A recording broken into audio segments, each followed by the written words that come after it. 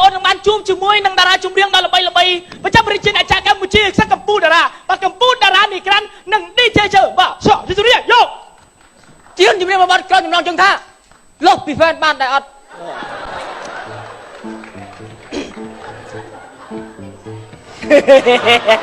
អាយជាងណាអៀនអីឯងគ្មានមនុស្សទេ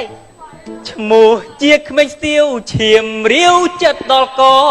ក្បាលស៊ីដុំថ្មដុំដីស្ទើររាល់ថ្ងៃស្បែកជើងពាក់នឹងមុខជាប់គុកគ្មានលុះអីគឺដោយសាររូបស្រីនឹងហើយឲ្យតែជាប់គុកបេះដូងលោតដុកដាក់ដៃជាប់ច្រវាក់អភ័យមិនទេពេលត្រូវទ្រណកម្មក្បាលប្រេះស្រាមច្រើនធ្នេរកថ្លៃមិនត្រូវទេលោកអើយចេញពីគុកពេលណា